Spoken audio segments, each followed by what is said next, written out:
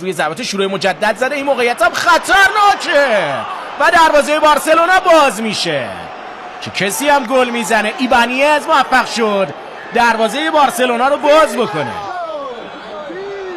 چهره بازیکن‌های دپورتیو آلاوس رو میبینیم، همون دقیقه 1 موفق شدن دروازه بارسلونا رو باز بکنن و خیلی زود این تیم رو تحت تاثیر قرار بدن در شبی که به مناسبت جشن 126مین سال روز تأسیس باشگاه بارسلونا با کلی امید و آرزو طرفداران و کادر فنی و بازیکن‌های بارسا پا به ورزشگاه نیوکمپ گذاشتن.